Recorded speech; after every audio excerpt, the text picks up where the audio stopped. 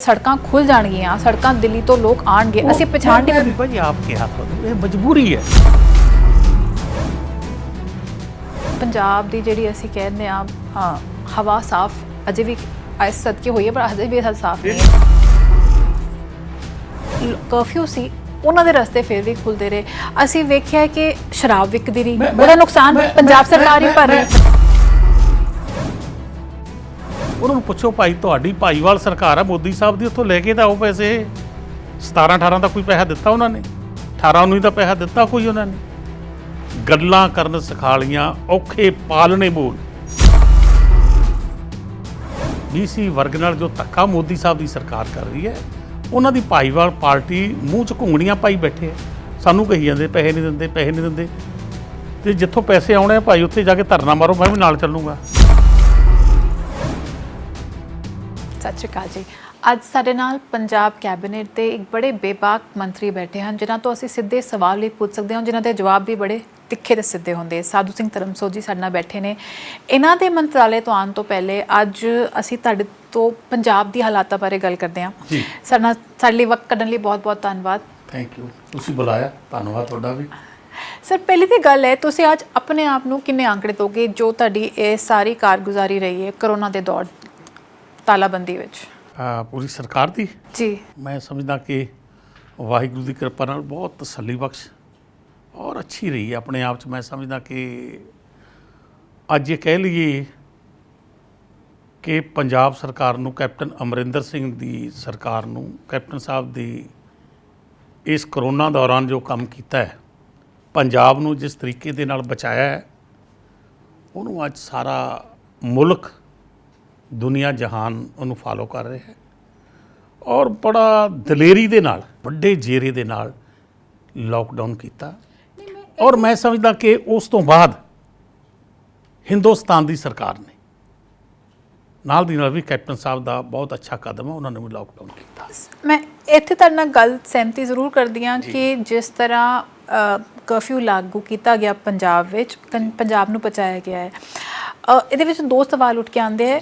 ਇੱਕ ਤਾਂ ਮੈਂ ਬਾਅਦ ਚਾਹੁੰਦੀ ਹਾਂ ਕਿ ਅੱਜ ਅਸੀਂ ਖੋਲ੍ਹਿਆ ਕਿ ਹੋਏ। ਦੂਜਾ, ਜੋ ਲੋਕਾਂ ਵਿੱਚ ਨਾਰਾਜ਼ਗੀ ਰਹੀ ਹੈ, ਜਿਵੇਂ ਅਸੀਂ ਦੇਖਿਆ ਹੈ ਕਿ ਸ਼ਰਾਬ ਵਿਕਦੀ ਰਹੀ ਹੈ, ਨਸ਼ੇ ਦਾ ਰਸਤਾ ਕੱਢਦੇ ਗਏ ਨੇ, ਕੱਢਣ ਲਈ ਕਿੱਥੇ ਨਾ ਕਿੱਥੇ ਅਸੀਂ ਕਹਿ ਦਈਏ ਕਿ ਪੁਲਿਸ ਜਿਨ੍ਹਾਂ ਕੋਲ ਪਾਸੇ ਸੀ ਉਹਨਾਂ ਨੇ ਮਦਦ ਕੀਤੀ ਹੈ।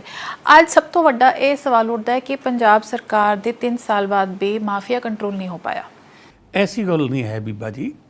ਤੁਸੀਂ ਪੁਰਾਣੇ 10 ਸਾਲ ਦੇਖੋ, ਉਹਨਾਂ ਦੇ ਸੁਖਬੀਰ, ਉਹਨਾਂ ਦਾ ਕੀ ਹੈ ਰਿਸ਼ਤੇਦਾਰ ਸਾਲਾ, ਜਿਹਨੂੰ ਪੰਜਾਬੀ 'ਚ ਕਹਿੰਦੇ ਆ ਮਜੀਠੀਆ, ਉਹਨਾਂ ਦੇ 10 ਸਾਲ ਦੇ ਦੌਰਾਨ ਜੋ ਸਰਕਾਰ ਦੀ ਸ਼ਹਿਸੇ ਦੇ ਘਰ ਦੇ ਵਿੱਚ ਪੁੜੀਆਂ 'ਚ ਸਮੈਕ ਵਿਕਦੀ ਸੀ, ਕਾਲਜਾਂ ਤੇ ਸਕੂਲਾਂ 'ਚ ਵਿਕਦੀ ਸੀ। ਅੱਜ ਕਿਤੇ ਸਮੈਕ ਦਾ ਨਾਂ ਤੁਹਾਨੂੰ ਪੰਜਾਬ 'ਚ ਨਹੀਂ ਦਿਸਦਾ ਹੈ। ਸਮੈਕ ਕਿਤੇ ਵਿਕਦੀ ਨਜ਼ਰ ਨਹੀਂ ਆਉਂਦੀ। ਕੈਪਟਨ ਸਾਹਿਬ ਨੇ ਇੰਨੇ ਤਕੜੇ ਹੋ ਕੇ ਹੱਥ ਪਾਇਆ, ਅੱਜ ਉਹ ਮਾਫੀਆ ਸਮੈਕ ਵਾਲੇ ਭੱਜ ਗਏ ਜਾਂ ਛੱਡ ਗਏ। ਲੋਕ ਇਹ ਨਹੀਂ ਮੰਨਦੇ, ਲੋਕ ਅਜੇ ਵੀ ਕਹਿੰਦੇ ਨੇ ਸਾਨੂੰ ਮਿਲ ਰਹੀ ਹੈ, ਨਸ਼ਾ ਖਤਮ ਨਹੀਂ ਹੋਇਆ। ਇਹ ਦੇਖੋ, ਦੁਨੀਆ ਤੇ ਕੋਈ ਐਸਾ ਰਾਜ ਨਹੀਂ ਆਇਆ, ਕੋਈ ਐਸਾ ਬੰਦਾ ਨਹੀਂ ਆਇਆ ਜਿਹਨੇ ਸਾਰਿਆਂ ਨੂੰ ਰੱਬ ਬਣਾਤਾ ਹੋਵੇ। ਦੇਖੋ, ਜਿੱਥੇ ਸੱਚ ਹੈ ਇੱਥੇ ਝੂਠ ਹੈ, ਜਿੱਥੇ ਝੂਠ ਹੈ ਉੱਥੇ ਸੱਚ ਹੈ, ਨਾਲ ਹੈ। ਪਰ ਲੇਕਿਨ ਉਦੋਂ ਦਾ ਤਾਂ ਅੱਜ ਦਾ ਫਰਕ ਕਿੰਨਾ ਹੈ। ਉਦੋਂ ਘਰ ਘਰ ਪੁੜੀਆਂ ਸਮੈਕ ਵਿਕਦੀ ਸੀ। ਹੁਣ ਸਰਕਾਰ ਨੇ ਆਪ ਨਸ਼ਾ ਛਡਾਊ ਕੇਂਦਰ ਖੋਲ੍ਹੇ ਨੇ। ਉਹਨਾਂ ਦੀ ਜਗ੍ਹਾ ਜਿਹੜੀ ਦਵਾਈ ਹੈ, ਡੀ-ਐਡਿਕਸ਼ਨ ਕੇਂਦਰ ਬਣਾਏ ਨੇ, ਜਿਨ੍ਹਾਂ ਤੋਂ ਲੈ ਕੇ ਜਿਹੜੇ ਛੱਡ ਨਹੀਂ ਸਕਦੇ, ਕੱਲਾ ਬੱਚਾ ਉਹ ਟੀਕਾ ਲਾ ਕੇ ਮਰ ਰਿਹਾ ਸੀ, ਉਹਨੂੰ ਬਚਾਉਣ ਵਾਸਤੇ ਉਹ ਕੇਂਦਰ ਖੋਲ੍ਹੇ ਗਏ ਨੇ। ਇਹ ਸਰਕਾਰ ਇਹ ਕਰ ਸਕਦੀ ਹੈ। ਸਰ, ਮੈਂ ਮੰਨਦੀ ਹਾਂ ਕੇਂਦਰ ਨੇ ਦਵਾਈ ਮੁਫਤ ਮਿਲ ਰਹੀ ਹੈ, ਮੈਂ ਇਹਦੀ ਕਾਫੀ ਡੂੰਘੀ ਖੋਜ ਕਰ ਚੁੱਕੀ ਹਾਂ। ਪਰ ਅਸਲ ਮੁਸ਼ਕਿਲ ਇਹ ਆ ਰਹੀ ਹੈ ਕਿ ਜਿਹੜਾ ਦੂਸਰਾ ਰਸਤਾ ਹੈ, ਨਵੇਂ ਜਿਹੜੇ ਹੁੰਦੇ ਯੂਜ਼ਰ ਉਹ ਕੱਢੇ ਜਾ ਰਹੇ ਨੇ। ਨਸ਼ਾ, ਜਿਵੇਂ ਅੱਜ ਤੁਸੀਂ ਕਿਸੇ ਨਾਲ ਪਿੰਡ ਵਿੱਚ ਜਾ ਕੇ ਗੱਲ ਕਰੋ, ਕੁਛ ਦੇਰ ਲਈ ਕਾਬੂ ਜ਼ਰੂਰ ਹੋਇਆ ਸੀ, ਵਾਪਸ ਆ ਗਿਆ। ਅਤੇ ਜਿਹੜਾ ਇਹ ਕਰਫਿਊ ਸੀ, ਉਹਨਾਂ ਦੇ ਰਸਤੇ ਫਿਰ ਵੀ ਖੁੱਲਦੇ ਰਹੇ। ਅਸੀਂ ਵੇਖਿਆ ਕਿ ਸ਼ਰਾਬ ਵਿਕਦੀ ਰਹੀ, ਉਹਦਾ ਨੁਕਸਾਨ ਪੰਜਾਬ ਸਰਕਾਰ ਹੀ ਭਰ ਰਹੀ। ਮੈਂ ਤੁਹਾਡੀ ਗੱਲ ਮੰਨਦਾ। ਕਰਫਿਊ ਲਗਾਇਆ ਹੈ ਲੋਕਾਂ ਨੂੰ ਬਚਾਉਣ ਵਾਸਤੇ, ਰੱਬਾ ਕਿਤੇ ਬਿਮਾਰੀ ਇੱਕ ਦੂਜੇ ਨੂੰ ਫੈਲ ਨਾ ਜਾਵੇ। ਉਹਦੇ 'ਚ ਕਰਫਿਊ 'ਚ ਜੇ 90% ਲੋਕਾਂ ਨੂੰ ਫਾਇਦਾ ਹੋਇਆ, ਜਿਹੜੇ 5-4% ਲੋਕ ਨੇ, ਮਾੜੇ ਲੋਕ ਨੇ, ਜਿਹੜੇ ਹਰ ਜਗ੍ਹਾ 'ਤੇ ਹਰ ਕਿਤੇ ਹੁੰਦੇ ਨੇ, ਉਹ ਫਾਇਦਾ ਕਰਨ ਦੀ ਕੋਸ਼ਿਸ਼ ਕਰਦੇ ਆ। ਪਰ ਉਸ ਦੌਰਾਨ ਜਿਹੜਾ ਕੋਈ ਫੜਿਆ ਗਿਆ, ਸਰਕਾਰ ਨੇ ਢਿੱਲ ਨਹੀਂ ਕੀਤੀ, ਨਾ ਸਰਕਾਰ ਢਿੱਲ ਕਰੇਗੀ। ਤੁਸੀਂ ਮੰਨਦੇ ਹੋ ਕਿ ਸਰਕਾਰ ਵੱਲੋਂ ਕੋਈ ਕਮੀ ਨਹੀਂ ਹੈ? ਬਿਲਕੁਲ। ਦੇਖੋ, ਜਿਹੜਾ ਬੰਦਾ ਫੜਿਆ ਗਿਆ, ਚਾਹੇ ਉਹ ਕੋਈ ਆਮ ਵਿਅਕਤੀ ਹੋਵੇ, ਭਾਵੇਂ ਕੋਈ ਲੀਡਰ ਹੋਵੇ, ਭਾਵੇਂ ਕੋਈ ਕਾਂਗਰਸੀ ਹੋਵੇ, ਭਾਵੇਂ ਕੋਈ ਅਕਾਲੀ ਦਲ ਦਾ ਹੋਵੇ, ਜਿਹੜਾ ਫੜਿਆ ਗਿਆ ਉਹਨੂੰ ਛੋਟ ਕੋਈ ਨਹੀਂ ਕੈਪਟਨ ਅਮਰਿੰਦਰ ਸਿੰਘ ਦੇ ਰਾਜ 'ਚ, ਉਹਨੂੰ ਦੰਡ ਉਹਦੇ ਮੁਤਾਬਕ ਮਿਲੇਗਾ। ਸੋ ਦੂਜਾ ਮੈਂ ਸਵਾਲ ਤੇ ਆਉਂਦੀ ਹਾਂ, ਤੁਸੀਂ ਕਹਿੰਦੇ ਹੋ ਕਰੋਨਾ ਅਸੀਂ ਕਾਬੂ ਕੀਤਾ। ਮੈਂ ਤੁਹਾਡੇ ਨਾਲ ਮੰਨਦੀ ਹਾਂ ਕਿ ਪੰਜਾਬ ਤੇ ਕੇਰਲਾ ਵਰਗੀ ਸਭ ਜੋ ਪ੍ਰਬੰਧ ਸੀ ਕਿਸੇ ਹੋਰ ਸੂਬੇ ਦਾ ਨਹੀਂ ਸੀ, ਔਰ ਅਸੀਂ ਉਹਦਾ ਅਸਰ ਵੀ ਵੇਖ ਰਹੇ ਹਾਂ। ਆંકੜੇ ਕਿੰਨੇ ਘੱਟ ਤੱਕ ਰਹੇ, ਦਿੱਲੀ, ਮਹਾਰਾਸ਼ਟਰ, ਤਾਮਿਲਨਾਡੂ ਵੱਲ ਦੇਖੀਏ ਤਾਂ ਉਹਨਾਂ ਦੇ ਹਾਲਾਤਾਂ ਨਾਲ ਅਸੀਂ ਅੱਜ ਦਿਲ ਕੰਬ ਜਾਂਦਾ ਹੈ। ਪਰ ਅੱਜ ਅਸੀਂ ਜਿਹੜੀਆਂ ਸੜਕਾਂ ਖੋਲ੍ਹ ਦਿੱਤੀਆਂ, ਹੁਣ ਦਿੱਲੀ ਤੋਂ ਆਵਾਜਾਈ ਹੋ ਰਹੀ ਹੈ, ਇਹੋ ਜਿਹੇ ਕੇਸਿਸ ਆ ਰਹੇ ਜਿਨ੍ਹਾਂ ਦਾ ਦਿੱਲੀ ਰਹਿ ਕੇ ਆ ਰਹੇ ਸੀ, ਉੱਥੋਂ ਕੇਸਿਸ ਆ ਰਹੇ ਨੇ। ਜਿਹੜੀ ਅਸੀਂ ਆਵਾਜਾਈ ਬਿਲਕੁਲ ਖੋਲ੍ਹਤੀ ਹੈ ਸੜਕਾਂ, ਇੱਕਦਮ ਸਭ ਕੁਝ ਖੋਲ੍ਹ ਦੇਣਾ, ਕਿ ਇੱਥੇ ਇਹ ਜਾਇਜ਼ ਨਾ ਹੁੰਦਾ ਕਿ ਅਸੀਂ ਸੂਬੇ ਦੀਆਂ ਸਰਹੱਦਾਂ ਨੂੰ ਤੇ ਅਜੇ ਕਾਬੂ ਰੱਖਦੇ, ਅੰਦਰ ਭਾਵੇਂ ਅਸੀਂ ਖੋਲ੍ਹ ਦਿੰਦੇ ਪਰ ਬਾਹਰੋਂ ਲੋਕੀ ਨਾ ਆਉਂਦੇ ਤੇ? ਬਿਲਕੁਲ, ਤੁਹਾਡਾ ਦਰਦ ਠੀਕ ਹੈ, ਮੈਂ ਸਮਝਦਾ ਤੁਸੀਂ ਅੰਦਰੋਂ ਆਪਣੇ ਦਰਦ ਨਾਲ ਬੋਲ ਰਹੇ ਹੋ, ਪਰ ਲੇਕਿਨ ਕਈ ਵਾਰੀ ਸਰਕਾਰ ਦੀਆਂ ਮਜਬੂਰੀਆਂ ਨੇ, ਲੋਕਾਂ ਨੂੰ ਬਚਾਉਣਾ ਵੀ ਹੈ, ਲੋਕਾਂ ਨੂੰ ਰੁਜ਼ਗਾਰ ਵੀ ਦੇਣਾ ਹੈ। ਕਦੋਂ ਤੱਕ ਅਸੀਂ ਬੰਦ ਰੱਖਾਂਗੇ, ਕਦੋਂ ਤੱਕ ਬੰਦ ਰੱਖਾਂਗੇ? ਇੰਡਸਟਰੀ ਵੀ ਚਲਾਉਣੀ ਹੈ, ਇੰਡਸਟਰੀ ਬੰਦ ਪਈ ਹੈ, ਇੰਡਸਟਰੀ ਵਾਲੇ ਕਹਿੰਦੇ ਸਾਡੇ ਮਜ਼ਦੂਰ ਵਾਪਸ ਆਉਣ, ਕਿਸਾਨ ਕਹਿੰਦੇ ਸਾਡੇ ਮਜ਼ਦੂਰ ਵਾਪਸ ਆਉਣ, ਨਿੱਤ ਦਿਹਾੜੇ ਪਾਸ ਲੈਂਦੇ ਹੈ।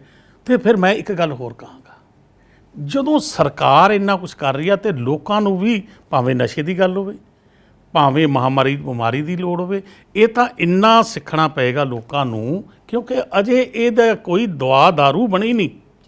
ਇਸ ਬਿਮਾਰੀ ਦੀ ਕੋਈ ਦਵਾ ਨਹੀਂ, ਕੋਈ ਦਾਰੂ ਨਹੀਂ। ਜਦੋਂ ਬਣੇਗੀ ਫਿਰ ਇੰਪਲੀਮੈਂਟ ਹੋਏਗਾ, ਕਿੰਨੀ ਕੁ ਪਾਸ ਹੁੰਦੀ ਹੈ, ਕਿੰਨੇ ਸਾਲ 'ਚ ਹੁੰਦੀ ਹੈ, ਉਸ ਤੋਂ ਪਹਿਲਾਂ ਅਸੀਂ ਜਿਉਣਾ ਕਿਵੇਂ? ਅਸੀਂ ਸੱਪ ਦੇ ਕੋਲ, ਸੱਪ ਇਹਦੇ ਕੋਲੋਂ ਲੰਘਣਾ, ਇਹਦੇ ਤੇ ਪੈਰ ਧਰ ਕੇ ਲੰਘਣਾ ਕਿ ਇਹਦੇ ਕੋਲੋਂ ਆਰਾਮ ਨਾਲ ਨਿਕਲ ਜਾਣਾ? ਸੱਪ ਨੂੰ ਅਸੀਂ ਪਛਾਣ ਲੈਂਦੇ ਹਾਂ। ਹੁਣ ਕੋਈ ਆਵਾਜਾਈ ਦਿੱਲੀ ਤੋਂ ਆ ਰਹੀ ਹੈ, ਮੈਂ ਸਿਰਫ ਇਹ ਕਹਿੰਦੀ ਹਾਂ, ਪੰਜਾਬ ਨੇ ਦੇਖੋ, ਪੰਜਾਬ ਦੇ ਆਮ ਇਨਸਾਨ ਨੇ ਬੜੀ ਵੱਡੀ ਕੁਰਬਾਨੀ ਦਿੱਤੀ। ਉਹਨੇ ਮੰਨਿਆ ਕਿ ਮੈਂ ਕਰਫਿਊ ਵਿੱਚ, ਤੁਸੀਂ ਜਿਵੇਂ ਕਹਿੰਦੇ ਹੋ 90% ਲੋਕਾਂ ਨੇ ਅੱਛੀ ਤਰ੍ਹਾਂ ਕਰਫਿਊ ਵੀ ਮੰਨਿਆ, ਮਾਸਕ ਪਾਇਆ, ਘਰ ਦੇ ਅੰਦਰ ਬੈਠੇ। ਉਹਨਾਂ ਨੇ ਇਹ ਵੀ ਨਹੀਂ ਸੋਚਿਆ ਕਿ ਵੀ ਮੇਰਾ ਬਿਜ਼ਨਸ ਬੰਦ ਹੋ ਰਿਹਾ ਹੈਗਾ। ਹੁਣ ਉੱਥੇ ਅਸੀਂ ਸੱਪ ਨੂੰ ਨਹੀਂ ਪਛਾਣ ਸਕਦੇ। ਜਦ ਸੜਕਾਂ ਖੁੱਲ ਜਾਣਗੀਆਂ, ਸੜਕਾਂ ਦਿੱਲੀ ਤੋਂ ਲੋਕ ਆਉਣਗੇ, ਅਸੀਂ ਪਛਾਣ ਨਹੀਂ। ਭਾਈ ਆਪ ਕਿਹਾ ਤੁਹਾਨੂੰ, ਇਹ ਮਜਬੂਰੀ ਹੈ। ਹੁਣ ਕਿਸਾਨ, ਪੰਜਾਬ ਦਾ ਕਿਸਾਨ ਜਿਹੜਾ ਪੂਰੇ ਹਿੰਦੁਸਤਾਨ ਨੂੰ, ਸਰ ਯੂਪੀ ਤੋਂ ਬਿਹਾਰ ਤੋਂ ਤੁਸੀਂ ਬੱਸਾਂ ਤੇ ਲੇਬਰ ਮੰਗਵਾ ਸਕਦੇ ਹੋ, ਉਹਨੇ ਲੋਕ ਕੰਟਰੋਲ। ਪਰ ਅੱਜ ਜਿਹੜੇ ਲੋਕ ਆਪਸ ਵਿੱਚ ਆਵਾਜਾਈ ਬਿਜ਼ਨਸ ਹੈ, ਦੇਖੋ ਟਰੱਕ ਨੇ, ਇੱਥੋਂ ਮਾਲ ਬਣਿਆ ਜਾਏਗਾ, ਕਿਤੋਂ ਬਣਿਆ ਆ ਰਿਹਾ ਹੈ, ਟਰੱਕਾਂ 'ਚ ਲੋਕਾਂ ਦੇ ਘਰ ਗੈਸਟ ਆ ਰਹੇ ਨੇ, ਕੋਈ ਦਿੱਲੀੋਂ ਬਹੁਤ ਲੋਕ ਗੱਡੀ ਤੇ ਆ ਰਹੇ ਨੇ, ਜਿਹੜੇ ਮਿਲਣ ਆ ਰਹੇ, ਆਪਣੇ ਰਿਸ਼ਤੇਦਾਰਾਂ ਨੂੰ ਮਿਲਣ ਆ ਰਹੇ ਹੈ, ਔਰ ਉਹਦੇ ਨਾਲ ਹੀ ਕੇਸਿਸ ਨਿਕਲ ਕੇ ਆ ਰਹੇ ਨੇ। ਉਹਨਾਂ ਚੈੱਕ ਕੀਤਾ ਜਾ ਰਿਹਾ, ਸਰਕਾਰ ਚੈੱਕ ਕਰ ਰਹੀ ਹੈ। ਭਾਵੇਂ ਕੋਈ ਜੇ ਪੋਜ਼ਿਟਿਵ ਪਾਇਆ ਜਾ ਰਿਹਾ ਤਾਂ ਉਹਨਾਂ ਦਾ ਇਲਾਜ ਜਾਂ ਉਹਨਾਂ ਨੂੰ ਵੱਖਰੇ ਤੌਰ ਤੇ ਰੱਖਣ ਦਾ ਸਰਕਾਰ ਨੇ ਪੂਰੇ ਪ੍ਰਬੰਧ ਕੀਤੇ। ਹੁਣ ਤਾਂ ਸਭ ਕੁਝ ਖੁੱਲ ਗਿਆ, ਹੁਣ ਚੈਕਿੰਗ ਨਹੀਂ ਹੁੰਦੀ ਹੈ, ਹੋਏਗੀ, ਪੱਕੀ ਹੋਏਗੀ। ਇੰਨੀ ਨਹੀਂ ਹੋ ਸਕਦੀ, ਜੇ ਰੋਜ਼ ਜਿੰਨੇ ਟਰੱਕ ਗੱਡੀਆਂ ਆਉਂਦੀਆਂ, ਉਹ ਚੈਕਿੰਗ ਨਹੀਂ ਹੋ ਸਕਦੀ, ਪੋਸੀਬਲ ਹੀ ਨਹੀਂ। ਮੇਰੇ ਕਹਿਣ ਦਾ ਭਾਵ ਹੁਣ ਪੂਰੇ ਸਾਡੀ ਤਾਂ ਸਿਰਫ ਇਹੀ ਹੋਏ ਕਿ ਵੀ ਸਰਹੱਦਾਂ ਸੇ। ਮੇਰੀ ਤਾਂ ਬੇਨਤੀ ਇਹ ਆ ਲੋਕਾਂ ਨੂੰ, ਤੁਸੀਂ ਆਪਣੇ ਆਪ ਨੂੰ ਬਚਾਉਣਾ ਸਿੱਖੋ। ਕਰੋਨਾ ਦੇ ਵਿੱਚ ਰਹਿ ਕੇ, ਨੇੜੇ ਰਹਿ ਕੇ ਬਚਣਾ ਕਿਵੇਂ ਆ, ਇਹ ਸਾਨੂੰ ਸਿੱਖਣਾ ਪਏਗਾ। ਜਿਵੇਂ ਗੁਰੂਆਂ ਨੇ ਫਤਿਹ ਦਿੱਤੀ ਹੈ, ਦੂਰੋਂ ਫਤਿਹ ਬੁਲਾਓ, ਉਹ ਹੱਥ ਮਿਲਾਉਣੇ, ਗਲ ਵਕੜੀਆਂ ਪਾਉਣੀਆਂ, ਇਹ ਪਹਿਲਾਂ ਸੀ, ਸੁੱਖ ਸ਼ਾਂਤੀ ਦਾ ਸੀ। ਹੁਣ ਜਦੋਂ ਪਤਾ ਹੈ ਕਿਸੇ ਦੇ ਕੱਪੜੇ ਨੂੰ ਕਿਤਾ ਹੱਥ ਲੱਗ ਗਿਆ, ਕਿਸੇ ਦੇ ਕੀ, ਤੁਹਾਡਾ ਆਪਣਾ, ਤੁਸੀਂ ਆਪਣੇ ਆਪ ਨੂੰ ਬਚਾ ਲਓਗੇ। ਕੌਣ ਕਿੱਥੋਂ ਆਇਆ, ਉਹ ਕੰਧ ਨੂੰ ਹੱਥ ਲਾ ਕੇ ਆਇਆ, ਉਹ ਕਿਸੇ ਟੇਬਲ ਨੂੰ ਹੱਥ ਲਾ ਗਿਆ, ਉੱਥੇ ਕਿਹਦਾ ਹੱਥ ਲੱਗਿਆ ਸੀ ਕੋਈ ਪਤਾ ਨਹੀਂ। ਇਹਦਾ ਦਿਸਦਾ ਨਹੀਂ ਨਾ ਹੈ, ਦਿਸਣ ਵਾਲੀ ਚੀਜ਼ ਹੋਵੇ, ਉਹਦਾ ਇਲਾਜ ਹੋ ਜੇ। ਜਿਹਦੀ ਅਹਿਮ ਭੂਮਿਕਾ ਹੈ ਜੰਗਲਾਂ ਦੀ, ਇਹ ਇਨਸਾਨ ਵਾਸਤੇ ਬਣੇ ਨੇ, ਇਨਸਾਨ ਨੂੰ ਕੁਛ ਦਿੰਦੇ ਨੇ। ਜਦੋਂ ਤੋਂ ਬੂਟਾ ਲੱਗ ਜਾਂਦਾ ਉਦੋਂ ਤੋਂ ਆਕਸੀਜਨ ਦੇ ਰਿਹਾ ਹੈ, ਫਿਰ ਫਲ ਦੇ ਰਿਹਾ ਹੈ, ਫਿਰ ਛਾਂ ਦੇ ਰਿਹਾ ਹੈ, ਆਕਸੀਜਨ ਦੇ ਰਿਹਾ ਹੈ। ਔਰ ਆਪਣੀ ਜਦੋਂ ਲਾਈਫ 'ਚ ਇਹਦੀ ਨਿਕਲ ਜਾਂਦੀ ਹੈ, ਬਜ਼ੁਰਗ ਹੋ ਜਾਂਦਾ ਹੈ, ਆਪਣੇ ਮਰਨ ਤੋਂ ਬਾਅਦ ਵੀ ਬੰਦੇ ਦੇ ਨਾਲ ਜਾਂਦਾ। ਜਦੋਂ ਬੰਦੇ ਦਾ ਸੰਸਕਾਰ ਹੁੰਦਾ, ਨਾਲ ਇਹਦਾ ਸੰਸਕਾਰ ਹੁੰਦਾ। ਸੋ 3 ਸਾਲਾਂ ਵਿੱਚ ਕੀ ਤੁਸੀਂ ਮੁਸ਼ਕਿਲਾਂ ਲੱਭੀਆਂ ਨੇ ਅਤੇ ਕੀ ਉਹਦੇ ਰਸਤੇ ਕੱਢੇ ਨੇ ਕਿ ਪੰਜਾਬ ਦੀ ਜਿਹੜੀ ਅਸੀਂ ਕਹਿੰਦੇ ਹਾਂ ਹਵਾ ਸਾਫ਼ ਅਜੇ ਵੀ ਇਸ ਸਦਕੇ ਹੋਈ ਹੈ, ਪਰ ਅਜੇ ਵੀ ਸਾਫ਼ ਨਹੀਂ ਹੈ? ਬਿਲਕੁਲ। ਅਸੀਂ ਆਉਂਦੇ ਸਾਰ ਕੈਪਟਨ ਸਾਹਿਬ ਨੇ ਆਈ ਹਰਿਆਲੀ ਪੰਜਾਬ 'ਚ ਐਪ ਅਸੀਂ ਖੋਲ੍ਹਿਆ। ਐਪ ਦੇ ਰਾਹੀਂ ਲੋਕਾਂ ਨੂੰ ਬੂਟੇ ਦਿੱਤੇ, ਐਜੂਕੇਟ ਕੀਤਾ, ਘਰ ਘਰ ਬੂਟੇ ਲਗਾਓ, ਔਰ ਇੰਨਾ ਚੱਲਿਆ। ਪਹਿਲੇ ਸਾਲ ਅਸੀਂ 1 ਕਰੋੜ ਦੇ ਕਰੀਬ ਅਸੀਂ ਬੂਟੇ ਲਗਾਏ ਔਰ ਲੋਕਾਂ ਨੂੰ ਵੰਡੇ। ਲੋਕਾਂ ਨੇ ਲਿਜਾਦੇ, ਅਸੀਂ ਇੱਕ ਟਾਹਲੀ ਤੋਂ ਲੈ ਕੇ ਕਿੱਕਰ, ਅੰਬ, ਜਾਮਣ ਤੋਂ ਲੈ ਕੇ ਤੇ ਅਸੀਂ ਮੈਡੀਸਨ ਤੱਕ ਦੇ ਬੂਟੇ ਸਾਰੇ ਲੋਕਾਂ ਨੂੰ ਫ੍ਰੀ ਦਿੱਤੇ ਨੇ।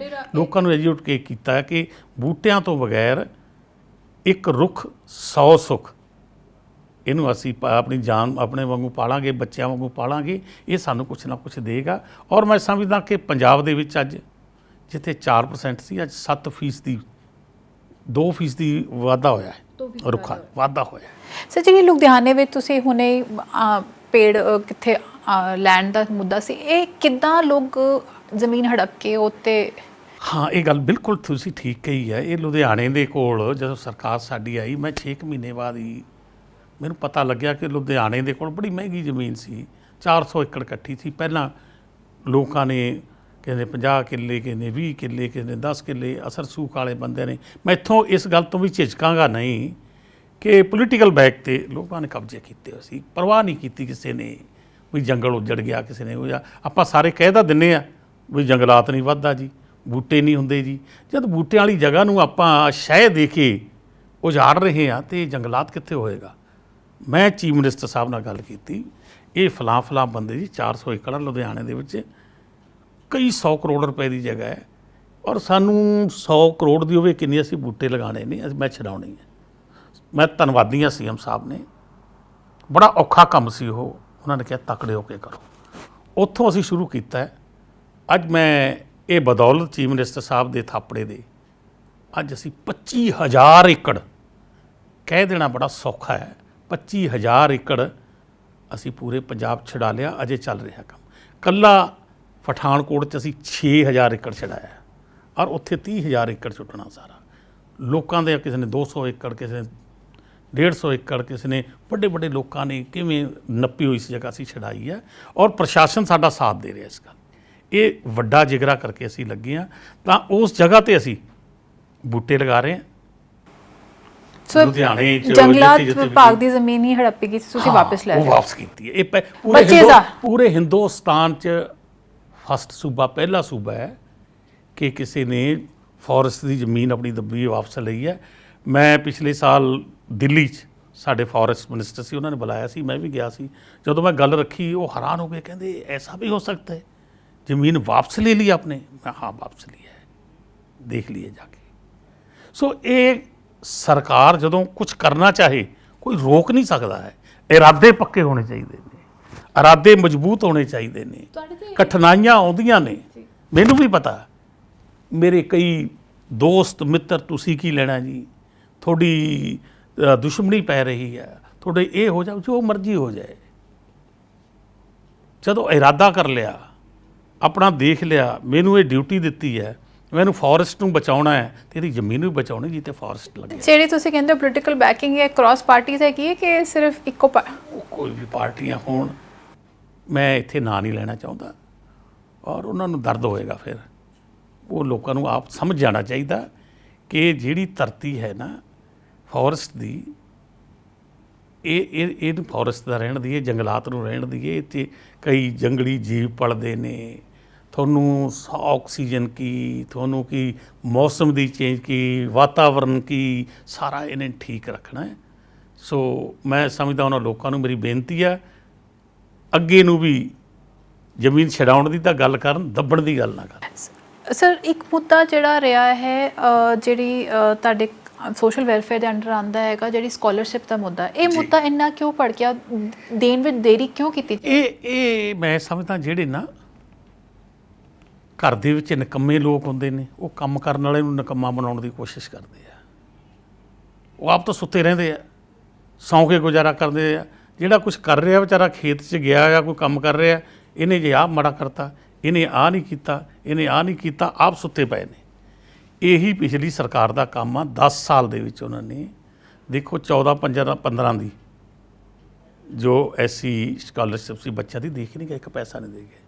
15-16 ਦੀ ਦਿੰਦੇ ਗਏ, 16-17 ਦੀ ਦਿੰਦੇ ਗਏ, 14-15, 15-16, 16-17 ਦੇ ਅਸੀਂ ਸਾਰੇ ਨੱਕੀ ਕਰਤੇ ਉਹਨਾਂ ਦਾ ਖਾਤੇ। ਹੁਣ ਤੱਕ ਦੇ ਜਿੰਨੇ ਪੈਸੇ ਆਏ ਸੀ ਦੇਤੇ। 309 ਕਰੋੜ ਰੁਪਇਆ ਆਇਆ ਪਿਆ। ਇਹ ਪੈਸਾ ਕੇਂਦਰ ਤੋਂ ਆਉਂਦਾ ਹੈ? ਕੇਂਦਰ ਤੋਂ। ਇਹ 309 ਕਰੋੜ ਰੁਪਇਆ ਜਿਹੜਾ ਮੇਰੇ ਕੋਲ ਆਇਆ ਹੈ, ਇਹ ਸਾਡੇ ਕੋਲ ਬਣ ਕੇ ਤੈਅ ਹੈਗਾ ਜਿਹੜੇ ਬੱਚੇ ਜਿਹੜਾ ਵਜ਼ੀਫਾ ਹੁੰਦਾ ਥੋੜ੍ਹਾ ਥੋੜ੍ਹਾ ਮੇਨਟੇਨੈਂਸ ਉਹਨੂੰ ਕਹਿੰਦੇ ਨੇ ਵਜ਼ੀਫਾ ਹੈ, ਅਤੇ ਉਹ ਅਸੀਂ ਦੇ ਰਹੇ ਹਾਂ।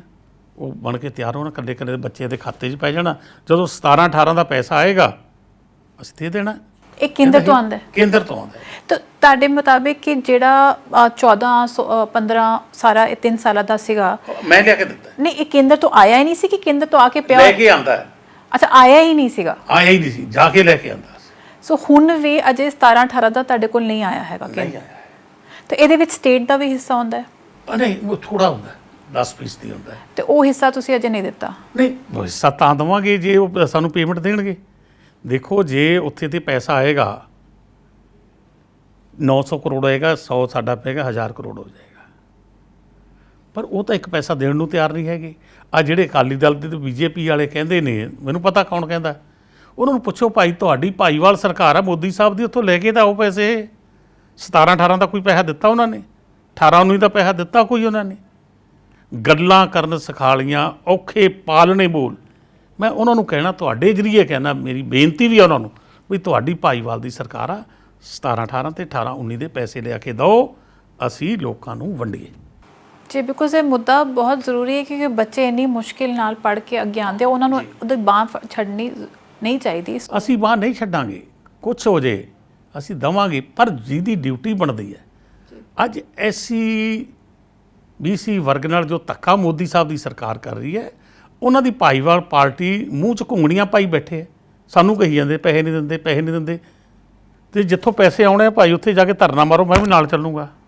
ਲੈ ਕੇ ਤਾਂ ਆਓ, ਉੱਥੋਂ ਲੈ ਕੇ ਆਓ। ਉੱਥੇ 17-18 ਦੇ ਪੈਸੇ ਆ ਗਏ, ਹੁਣ ਅਸੀਂ ਰੱਖ ਕੇ ਬੈਠੇ ਹੋਈਏ, ਫਿਰ ਤੁਹਾਨੂੰ ਦੱਸੋ ਅਸੀਂ ਕੋਈ ਇਲਾਜ ਕਰੀਏ। CM ਸਾਹਿਬ ਉਹਨਾਂ ਨੂੰ ਲਿਖੀ ਚਿੱਠੀ ਸੈਂਟਰ ਵਾਲਿਆਂ ਨੇ, ਮੈਂ ਦੁਬਾਰਾ ਫਿਰ ਉਹਨਾਂ ਕੋਲ ਜਾਣਾ ਅਤੇ ਸਾਨੂੰ ਪੈਸੇ ਦੇਣਾ। ਅਸੀਂ ਇੱਕ ਪੈਸਾ ਨਹੀਂ ਰੱਖਣਾ ਕਿਸੇ ਦਾ।